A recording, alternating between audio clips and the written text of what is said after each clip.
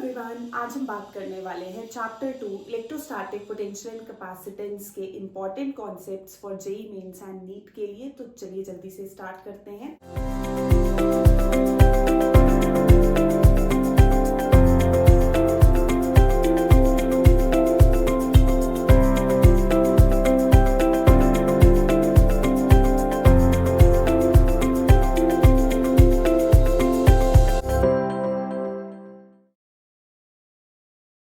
सबसे पहले हमारे पास है इलेक्ट्रिक पोटेंशियल। तो अगर हम किसी टेस्ट चार्ज को इन्फिनिटी से किसी पॉइंट P पे लेके आ रहे हैं, हमने यहाँ पे ऑलरेडी एक सोर्स चार्ज रखा है, तो work done by the external agent in bringing this test charge from infinity to any point. Infinity क्या है? हमारे पास रेफरेंस पॉइंट है। इन्फिनिटी से किसी पॉइंट पे लेके आएंगे विदाउट एक्सेलरेशन, तो work done by that external agent in bringing the charge from infinity to any point P per unit test charge without acceleration, वो क्या बन जाएगा? Electric potential eight point P।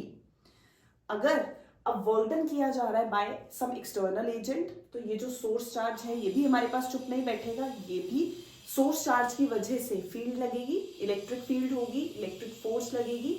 तो वो जो इलेक्ट्रिक फील्ड की वजह से वर्क डन होगा, ये वाला जो वर्क डन होगा बाय द इलेक्ट्रिक फील्ड, उसका negative will be equal to the work done by the external agent.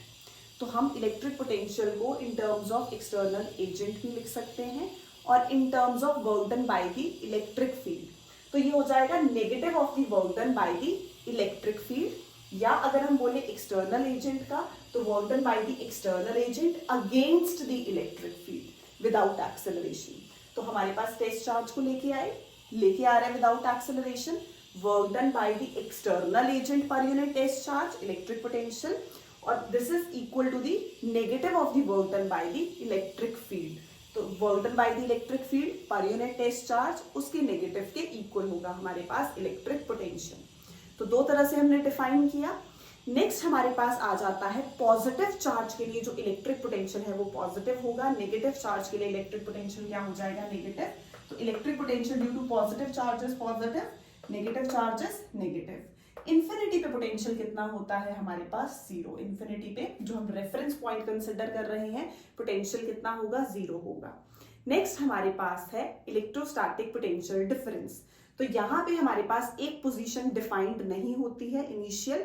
जब हम दोनों पोजीशंस को डिफाइन कर देते हैं from one point to another point, कि हम किसी टेस्ट चार्ज को लेके आ रहे हैं from one point to another, तो जब हम लेके आए मान लो A से B, तो work done in bringing the test charge from A to B is equal to the potential difference कहां से कहां होगा? VB minus B।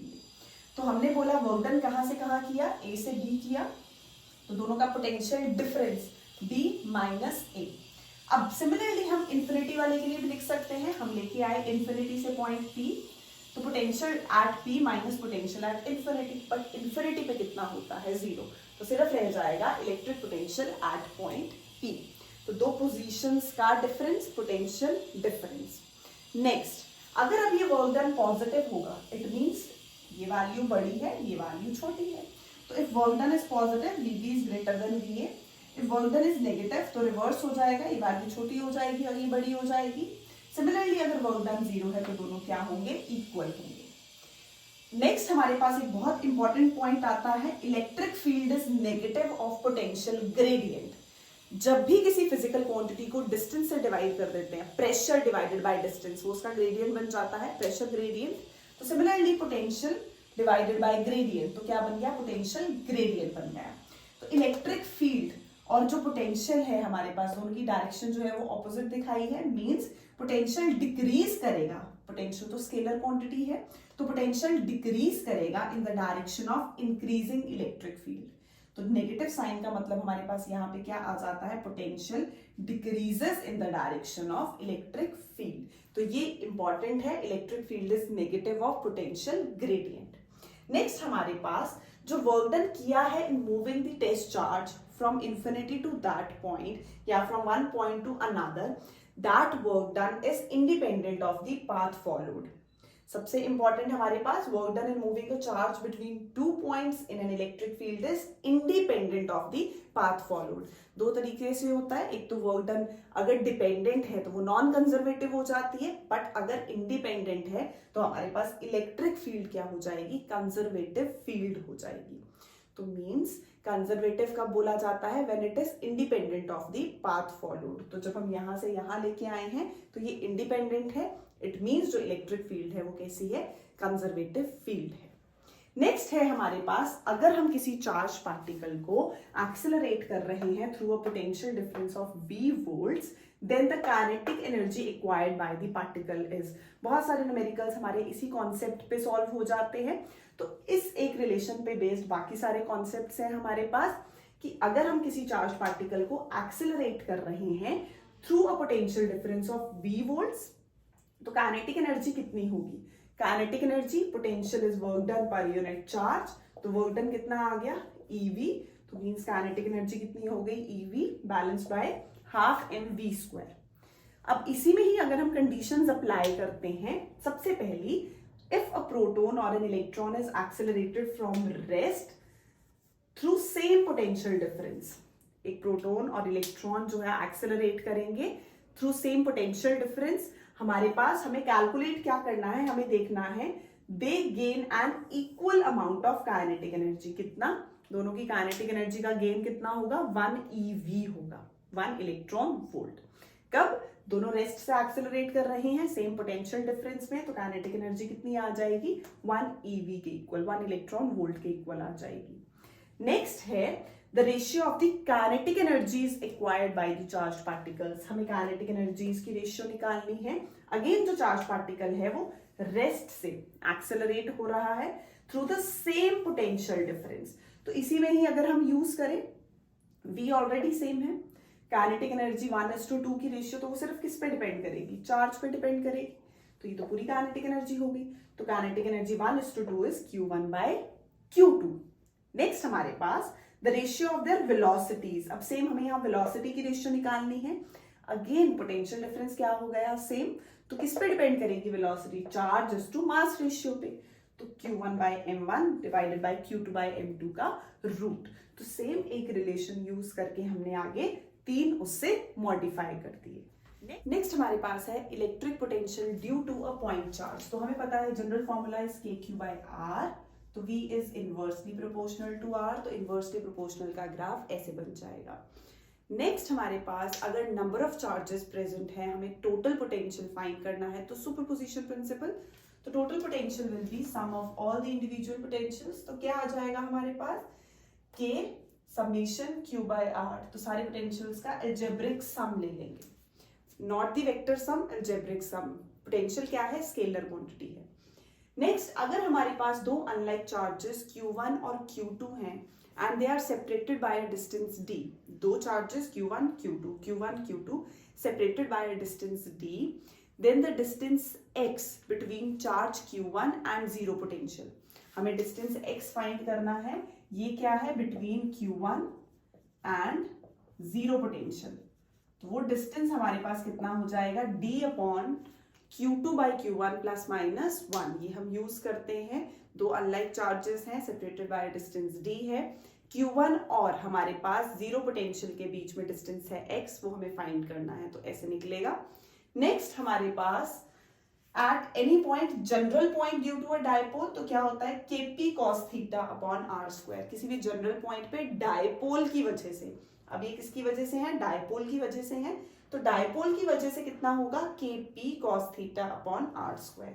Next on the axial line of the dipole, तो एक्सियल में electric field intensity कितनी होती थी, 2kp/r³, तो पोटेंशियल कितना है, kp/r², तो पोटेंशियल कितना होगा एक्सियल लाइन पे, kp/r², r² है in terms of p, dipole की टर्म्स में अगर हम पोटेंशियल ले रहे हैं नॉर्मल चार्ज की टर्म्स में तो kq/r आता है, बट जब हम डायपोल मूवमेंट की टर्म्स में लेते हैं तो v कितना है, kp/r², किसमें, एक्सियल में।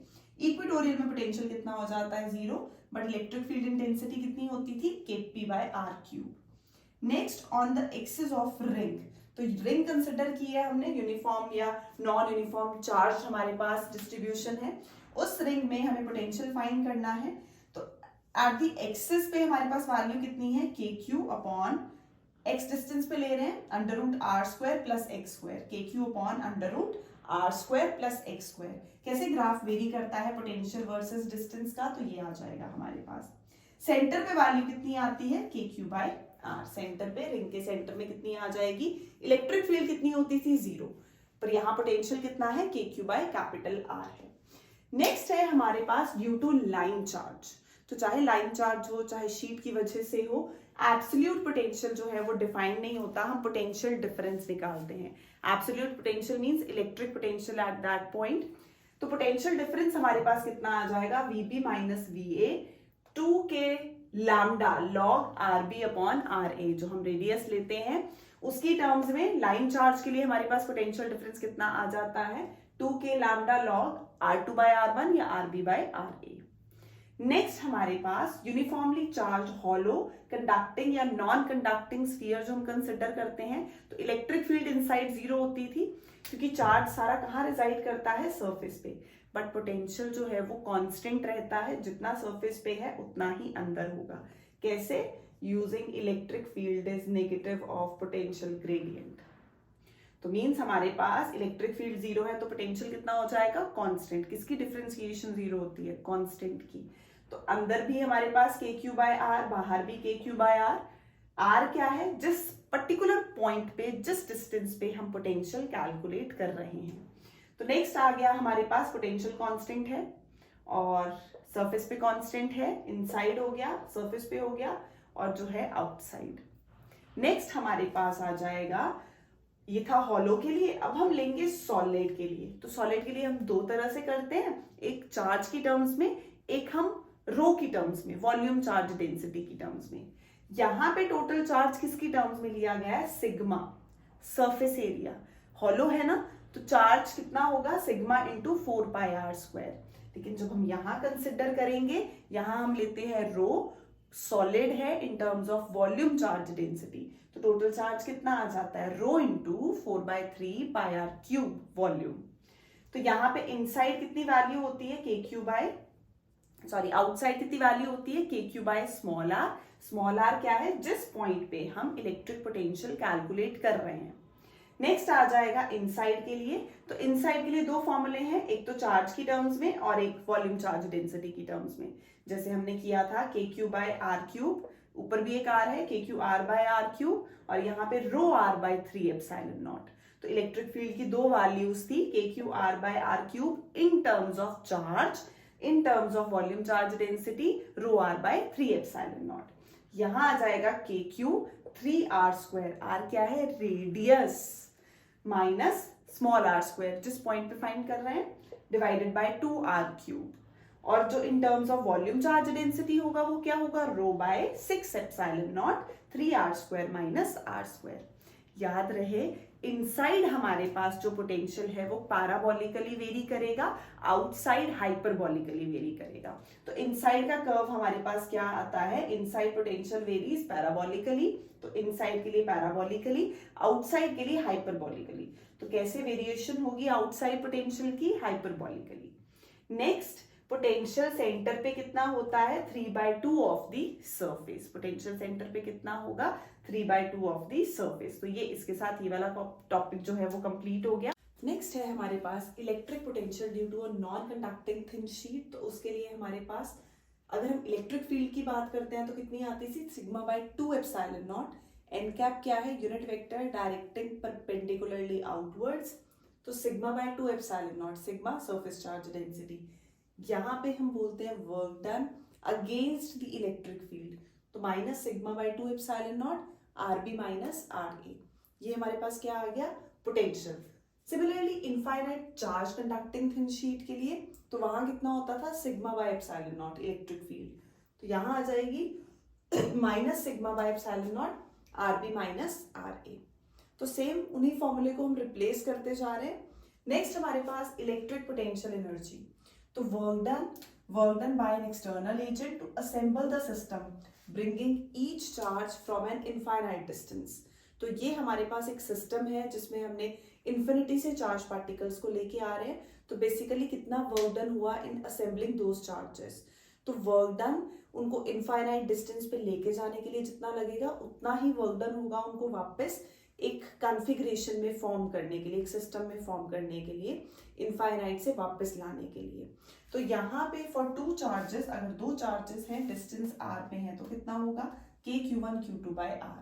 सिमिलरली अगर 3 चार्जेस हैं जिनको हमने इक्विलेटरल ट्राइंगल के वर्टिसेस पे प्लेस किया है तो यहाँ पे कितनी पोटेंशियल एनर्जी आ जाएगी k q1 q2 by r।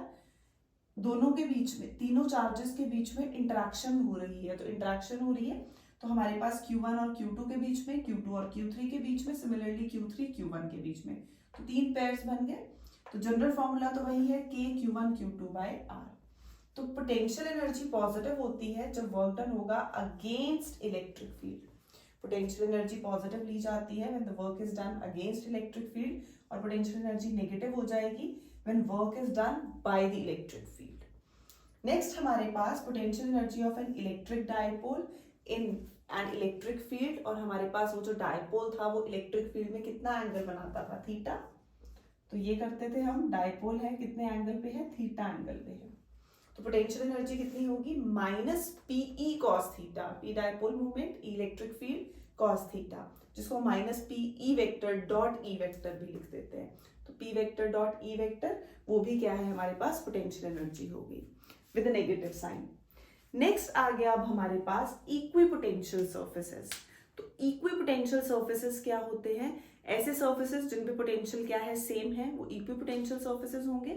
तो यहाँ पे locus of all the points which are at the same potential, तो उन सब पॉइंट्स का लोकस ले लेंगे, इक्विपोटेंशियल सर्फेस बन जाएगा।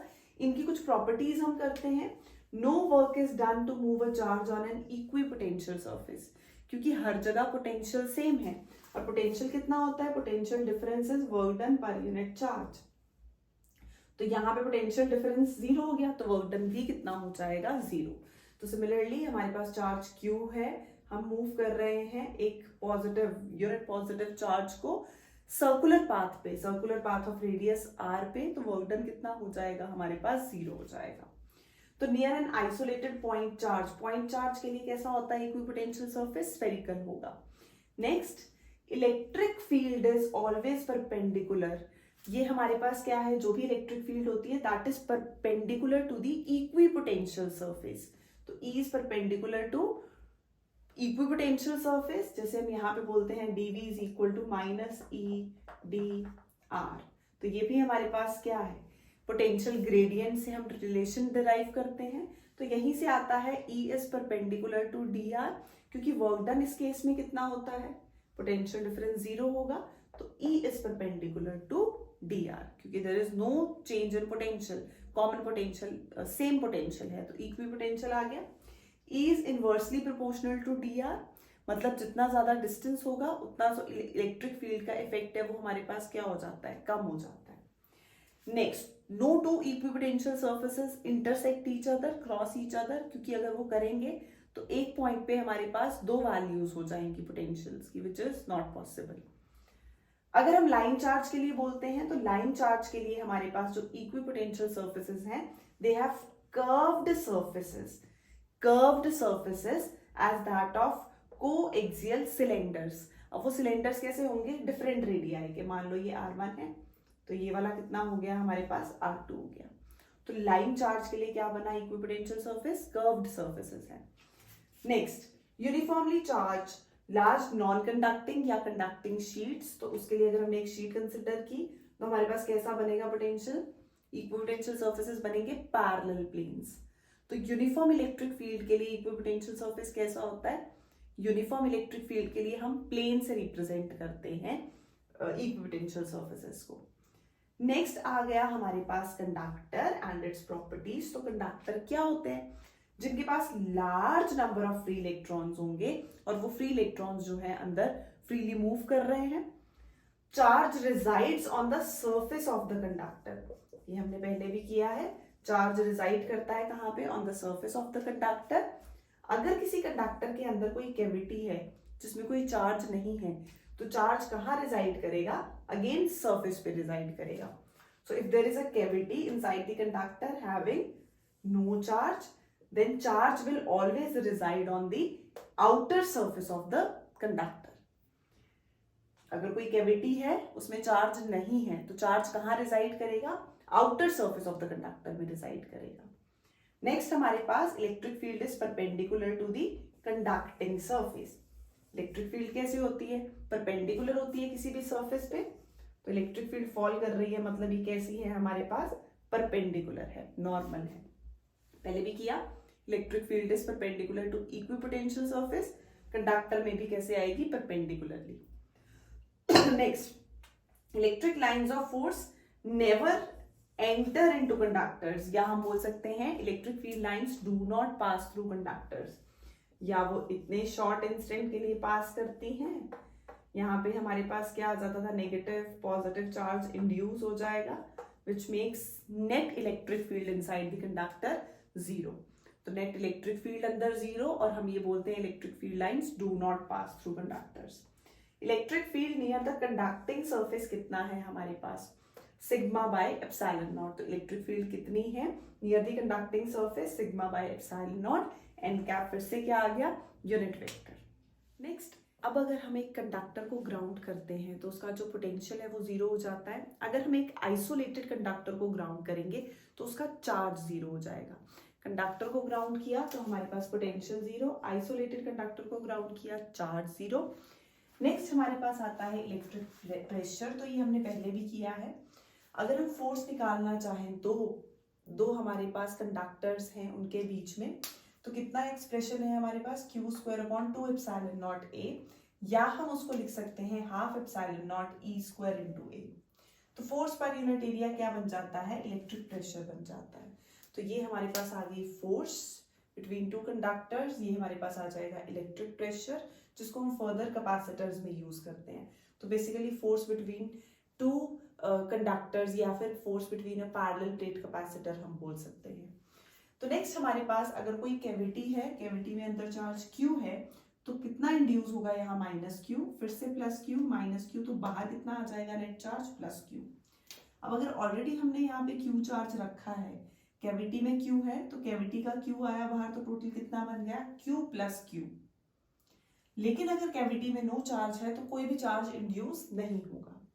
तो ये हमने पॉइंट पहले भी किया कि अगर कैविटी में चार्ज ही नहीं है तो कोई चार्ज इंड्यूस नहीं होगा, तो जो नॉर्मल चार्ज होगा outer surface of the conductor पे वही रहेगा। नेक्स्ट हमारे पास इलेक्ट्रिकल कैपेसिटेंस। तो कैपेसिटेंस क्या है? एबिलिटी है कैपेसिटर की टू स्टोर चार्ज। कैपेसिटर हमारे पास डिवाइस है जो इलेक्ट्रिकल एनर्जी, पोटेंशियल एनर्जी जो कि इलेक्ट्रिक फील्ड में हमारे पास आएगी वो स्टोर करता है या चार्ज स्टोर करता है। तो जैसे ही हम किसी कंडक्टर को चार्ज प्रोवाइड करते हैं उसका पोटेंशियल इंक्रीज करेगा।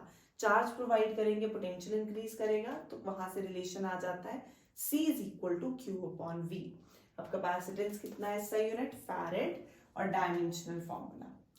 स्फेरिकल कंडक्टर के लिए कैपेसिटेंस का फॉर्मूला है C is equal to 4 by epsilon naught R, where R is the radius of that conductor. Earth के लिए हमारे पास ये वैल्यू, जब हम यहाँ रेडियस अर्थ का पुट कर देते हैं तो वो आ जाती है 711 माइक्रोफैरेड अर्थ के लिए। नेक्स्ट, अब किन फैक्टर्स पे कैपेसिटेंस डिपेंड करती है और किन पे नहीं करती? तो नहीं करती वो हमारे पास आ गया, does not depend on the material of the plates, potential difference and charge. But किस पे डिपेंड करेगी? Shape and size of the conductor. Shape and size पे डिपेंड करेगी, सराउंडिंग मीडियम पे डिपेंड करेगी, और प्रेजेंस ऑफ अदर कंडक्टर्स पे depend करेगी। तो जैसे जैसे डाइलेक्ट्रिक कांस्टेंट बढ़ाते हैं, मीडियम जो है हमारे पास उसका हमने K बढ़ाया, तो कैपेसिटेंस इंक्रीज करती है। और हमारे पास ये जो फॉर्मूला है डाइलेक्ट्रिक कांस्टेंट का, जो हमने पहले किया है, force in vacuum to force in medium, और रिलेटिव परमिटिविटी के लिए भी permittivity in medium to permittivity in vacuum. तो हम यहाँ पे लिख सकते हैं फोर्स इन मीडियम और force in vacuum to force in medium, permittivity in medium to permittivity in vacuum. Next हमारे पास किसमें आ गया? कैपेसिटेंस की टर्म्स में। तो capacitance in medium to capacitance in vacuum. यहाँ पे हमारे पास कैपेसिटेंस पैरेलल प्लेट कैपेसिटर के लिए कितनी आती है? A epsilon naught by D। A क्या है? Area of the plates, D separation between the plates, और एप्सिलॉन नॉट हमारे पास क्या आ गई? परमिटिविटी आ गई। तो कैपेसिटेंस किसकी है? ये पैरेलल प्लेट कैपेसिटर की है, दो equal and oppositely charge plates रखी हैं हमने, उनके बीच में डिस्टेंस कितना है, d है, तो कैपेसिटेंस कितनी आ गई, इतनी। अब अगर हम एक प्लेट का एरिया जो है वो हाफ कर देते हैं और एक प्लेट का एरिया अगर डबल कर देते हैं तो नेट कैपेसिटेंस कितनी हो जाएगी। तो अगर हम एक एरिया को प्लेट के रिड्यूस करें हाफ पे और दूसरे को डबल कर दें तो कैपेसिटेंस भी हाफ हो जाती है, क्योंकि इफेक्टिव एरिया जो है वो डिक्रीज कर रहा है। तो इफेक्टिव एरिया डिक्रीज करने से हमारे पास यहाँ पे कैपेसिटेंस कितनी हो जाएगी, हाफ हो जाएगी। नेक्स्ट हमारे पास दो कंडक्टर्स को अगर हम वायर से अटैच करते हैं, चार्ज फ्लो होना स्टार्ट करेगा from one body to another, और ये कब तक होता है, जब तक कि दोनों कॉमन पोटेंशियल एक्वायर ना कर लें। तो वो कॉमन पोटेंशियल कितना है, अगर एक बॉडी की कैपेसिटेंस C1 थी, उसका पोटेंशियल V1 था, दूसरे की कैपेसिटेंस C2, पोटेंशियल V2, तो कॉमन कितना आ गया V, तो C1 V1 plus C2 V2 divided by C1 plus C2। किस प्रिंसिपल पे बेस्ड है, law of conservation of charge पे बेस्ड है। चार्ज एक बॉडी दे रही है, दूसरी ले रही है। नेक्स्ट हमारे पास कुछ फॉर्मूले हैं। तो capacitance air filled parallel plate capacitor की same A epsilon naught by D। अब अगर हम इसमें स्लैब इंट्रोड्यूस करते हैं of thickness T, dielectric medium हम बोल रहे हैं, हमने एक डाइलेक्ट्रिक स्लैब इंट्रोड्यूस करवाई है, तो फॉर्मूला बन जाता है A epsilon naught upon D minus T 1 minus 1 upon K। अब अगर हम ये जो स्लैब हमने ली है जिसकी थिकनेस T है उसको मेटल से चेंज कर दें, मतलब कोई मेटालिक स्लैब ले लें, तो मेटल के लिए K कितना होता है, इन्फिनिटी। तो ये हमारे पास कैपेसिटेंस कितनी बन जाती है, A epsilon naught upon D minus T। Spherical अगर कैपेसिटर है तो उसकी capacitance air field spherical capacitor की 4 पाई epsilon not AB upon B minus A। तो A पहले वाले का एरिया, B दूसरे वाले का हमारे पास। Next air filled cylindrical capacitor, तो उसके लिए आएगा 2 pi epsilon naught L log E B upon A। Again हमारे पास हमने सिलेंडर कंसिडर किया है, तो एक का रेडियस A ले लेंगे, दूसरे का हम B ले लेंगे, लेंथ हो गई L।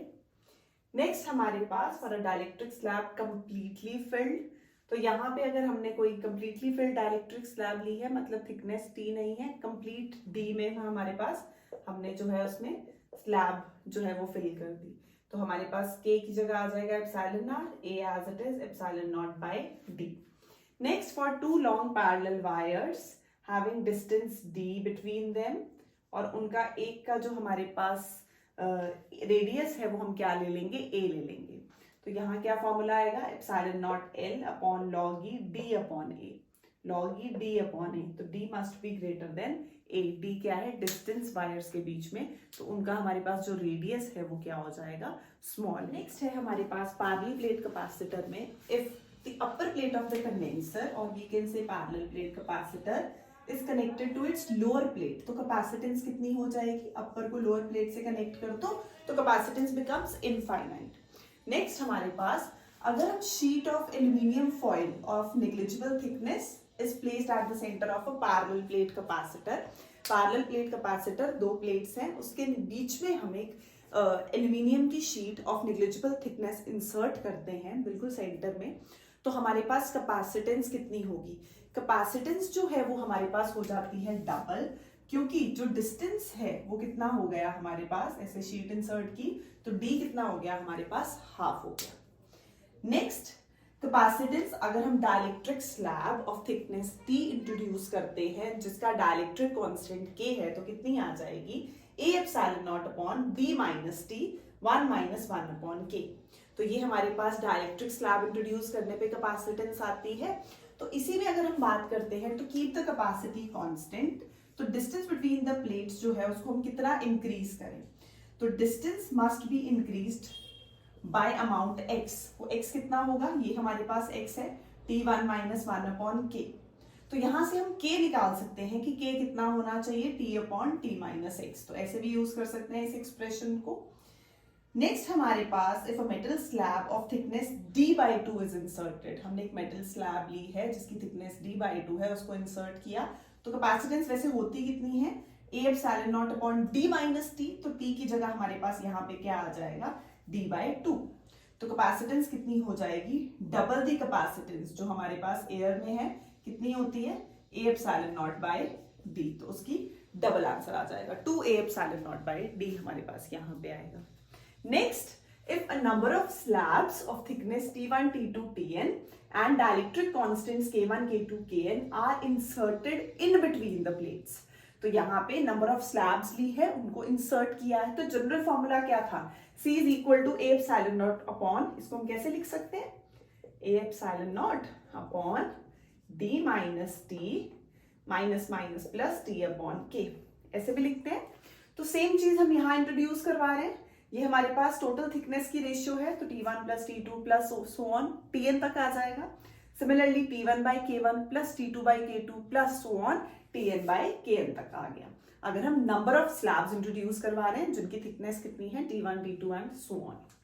Next, similarly n number of slabs फिर से इंट्रोड्यूस करवाई हमने, thickness same, dielectric constant same, जो कंप्लीटली फिल करेंगी स्पेस को। यहाँ पे क्या थी हमारे पास, वो बीच में हमने इंसर्ट की थी, यहाँ कंप्लीटली फिल कर रही है। तो जब कंप्लीटली फिल कर रही है तो यही एक्सप्रेशन हमारे पास क्या बन गया, A epsilon naught upon T upon K plus T2 upon K2, similarly Tn upon Kn। Next, loss of energy. दो कंडेंसर्स लेते हैं इनिशियली जिनकी कैपेसिटेंस C1, C2 है, पोटेंशियल V1, V2 है, दोनों को कनेक्ट कर रहे हैं हम। तो चार्ज फ्लो करेगा using law of conservation of charge. हमारे पास आता है कि तब तक चार्ज फ्लो होता रहता है जब तक कि कॉमन पोटेंशियल ना आ जाए। तो कॉमन पोटेंशियल का फॉर्मूला क्या था, C1V1 plus C2V2 divided by C1 plus C2। अब जो हमने कनेक्ट किए हैं, अगर हम दो जो कंडेंसर्स हैं इनको हम ज्वाइन कर रहे हैं विद ऑपोजिट पोलैरिटी, हम इनको पैरेलल में ज्वाइन कर रहे हैं ऑपोजिट पोलैरिटी में, तो हमारे पास क्या एक्सप्रेशन आ जाएगा, C1V1 माइनस C2V2, अगर ऑपोजिट पोलैरिटी है। तो यहाँ पे हमने बोला कॉमन पोटेंशियल आया इतना। अब इनिशियल एनर्जी कितनी होगी, half C1V1 square plus half C2V2 square, दोनों की हमारे पास इनिशियल होगी। फाइनल कितनी हो जाएगी, half C1 plus C2V square. तो जब हम लॉस ऑफ एनर्जी निकालते हैं इनिशियल माइनस फाइनल, तो उसका एक्सप्रेशन हमारे पास कितना आता है, half C1 C2 upon C1 plus C2 V1 minus V2 का होल स्क्वायर। ऑपोजिट पोलैरिटी होगी तो बीच में माइनस आएगा, बस इतना चेंज है। नेक्स्ट, इफ n ड्रॉप्स, ये हमारे पास इंपॉर्टेंट है, if n drops each of radius r and charge q are joined to form of bigger drop, then for bigger drop हमारे पास कितना इफेक्ट पड़ता है बाकी क्वांटिटीज पे। तो एक कैपेसिटेंस हमारे पास हो गई और एक हमारे पास डेंसिटी हो गई, सरफेस चार्ज डेंसिटी। इसमें कितना आएगा, n की power 1/3, n power 1/3 of the initial capacitance. एक ड्रॉप की जितनी कैपेसिटेंस थी तो हमने टोटल निकालना है, तो n power 1/3 the capacitance of single drop. Similarly total surface charge density will be n power 1/3 into the surface charge density of single drop। next, charge तो वो n times हो जाता है, potential n power 2/3, और हमारे पास next है energy, तो n power 5/3 हो जाएगा। तो फिर से total charges n times the charge of single drop, capacitance n power 1/3 into capacitance, potential total कितना होगा, n power 2/3 into V, energy n power 5/3 into you, और जो सरफेस चार्ज डेंसिटी है वो सेम जो कैपेसिटेंस का है n पावर 1/3। तो ये हमने n ड्रॉप्स ली, ईच ऑफ रेडियस r, उनको ज्वाइन किया, सिंगल ड्रॉप बनाया। तो कई बार n 27 वैल्यू या डिफरेंट वैल्यूज के साथ हम इसको सॉल्व करते हैं। नेक्स्ट, कैपेसिटर सीरीज में, तो 1/C1 plus 1/C2 plus so on. अगर हम n number of capacitor series में ज्वाइन कर रहे हैं तो कितनी इक्विवेलेंट कैपेसिटेंस हो जाती है, C/n। Similarly capacitors in parallel, तो कितना आता है, C1 plus C2, n number of join करेंगे तो n times the capacitance of single capacitor. दोनों की रेशियो लेते हैं तो बन जाता है n स्क्वायर। सेम हर रेजिस्टर्स के केसेस में भी करते थे। नेक्स्ट है इफेक्ट ऑफ डाइलेक्ट्रिक स्लैब। अब हम पैरेलल प्लेट कैपेसिटर में डाइलेक्ट्रिक स्लैब इंट्रोड्यूस करवाते हैं तो नंबर 1 कैपेसिटेंस इंक्रीज करेगी। हमें सब क्वांटिटीज पे समझना है कि क्या क्या इफेक्ट आता है।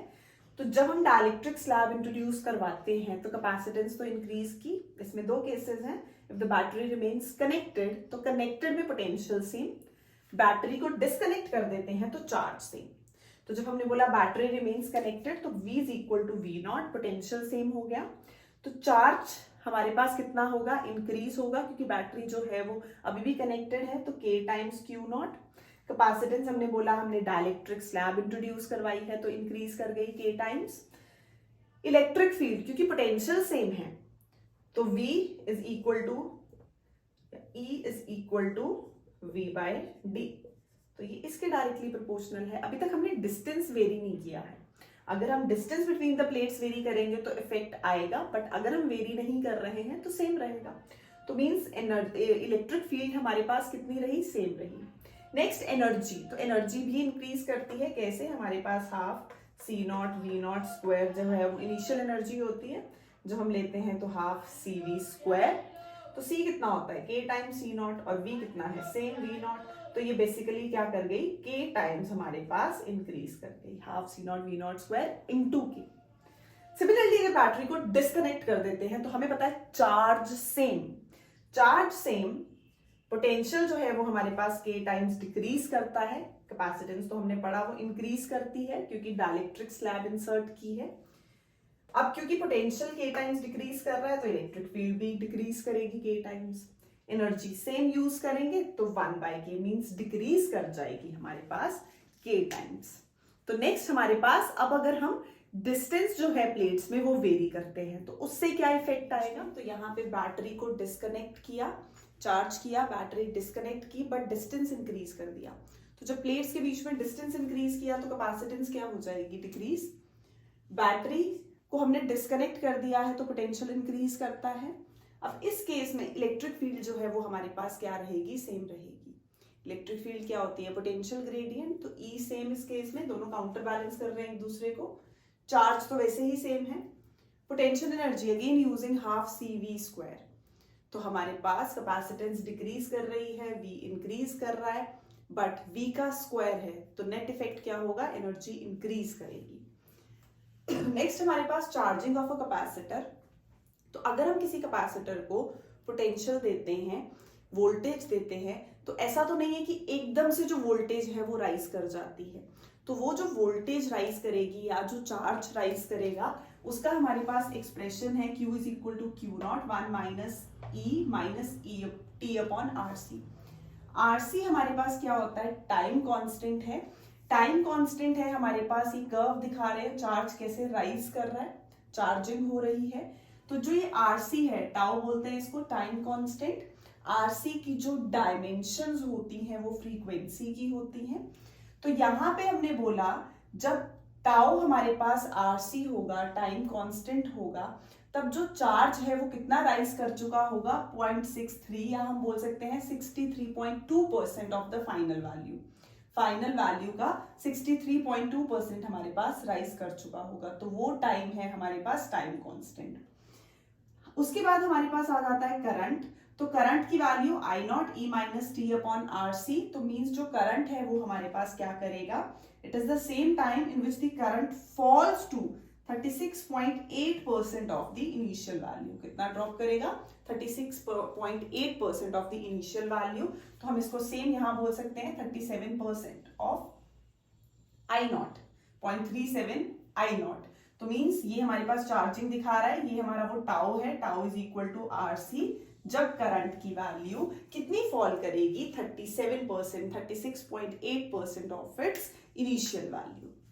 नेक्स्ट आ जाएगा डिस्चार्जिंग, तो डिस्चार्जिंग के लिए भी हमारे पास चार्ज या वोल्टेज है उसकी वैल्यू कैसे ड्रॉप करने वाली है, ये हमारे पास इन इक्वेशन से करेंगे, Q is equal to Q naught E minus T upon RC, similarly V के लिए, वोल्टेज के लिए, तो ये हमारे पास ट्रांजिएंट करंट है, I is equal to minus I naught E minus T upon RC, इसमें भी सेम हमारे पास टाइम कांस्टेंट है, रेट ऑफ डिस्चार्जिंग कौन डिसाइड करता है, टाइम कांस्टेंट RC डिसाइड करता है। ये जो नेगेटिव साइन है यहाँ पे भी सेम है हमारे पास, ये इक्वेशन दिखा रही है करंट कैसे फॉल करेगा, बट नेगेटिव साइन शो कर रहा है कि डायरेक्शन ऑपोजिट है चार्जिंग से, तो डायरेक्शन ऑपोजिट है हमारे पास चार्जिंग से, वो नेगेटिव साइन आ जाएगा। Next Time constant, same time in which charge or voltage or the current decays to 36.8% of its initial value. कितना डिके करेगा? 37 बोल सकते हैं या 36.8%. तो ये वो टाइम कांस्टेंट है, इनिशियल वैल्यू से इतना डिके कर चुका है जब टी कितना था? RC था, जिसको हम टाउ बोल रहे हैं. तो ये हमारे पास थी चार्जिंग ऑफ अ कैपेसिटर और discharging of a capacitor. Charging के लिए इक्वेशंस, डिस्चार्जिंग के लिए इक्वेशंस. नेक्स्ट आ गया energy stored in the capacitor. तो एनर्जी कितनी है हमारे पास? Q²/2C, या हम बोल सकते हैं पैरेलल प्लेट कैपेसिटर की हाफ CV², या आ जाएगी हमारे पास QV, half QV. Energy density कितनी होती है? Energy per unit volume. तो हाफ एप्सिलॉन या एप्सिलॉन नॉट वैक्यूम के लिए E². तो हम ये लेते हैं energy density in an electric field. Energy density हमारे पास क्या है? Energy stored per unit volume in an electric field. Next हमारे पास दो non conducting hollow uniformly charged spheres जिनके रेडियाई गिवन है with charge Q1 and Q2 respectively are placed at distance R. Total energy of the system find करनी है. तो यहाँ पे दो तरह की एनर्जी है, एक होगी सेल्फ एनर्जी उसकी खुद की, और एक दोनों की इंटरेक्शन की. तो यहाँ दो बॉडीज है, तो दोनों की सेल्फ एनर्जीज कुछ होंगी, energy stored inside the body.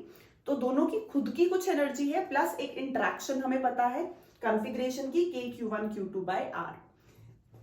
Self energies के लिए हमारे पास क्या आएगा?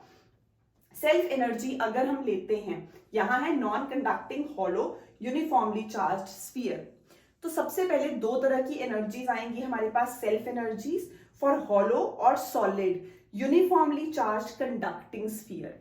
जब यूनिफॉर्मली चार्ज कंडक्टिंग है तो कंडक्टिंग का भले ही हॉलो हो या सॉलिड हो. दूसरे केस में हमारे पास hollow uniformly charge non conducting sphere. तो अगर नॉन कंडक्टिंग है तो सिर्फ हॉलो के लिए, बट अगर कंडक्टिंग है तो हॉलो और सॉलिड दोनों के लिए हमारे पास एनर्जी होती है KQ²/2R, या हम बोल सकते हैं Q²/8πε0R. लेकिन अब फोर्थ केस रह गया, अगर uniformly charge solid non conducting sphere है.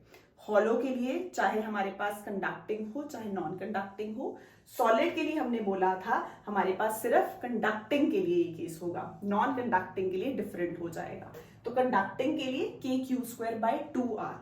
लेकिन अगर यूनिफॉर्मली चार्ज हमारे पास सॉलिड नॉन कंडक्टिंग स्फीयर है तो 3KQ²/5R. ये है सेल्फ एनर्जी दोनों बॉडीज के लिए. इंटरेक्शन हमें पता है KQ1 Q2/R जनरल फॉर्मूला आ जाएगा. बाय.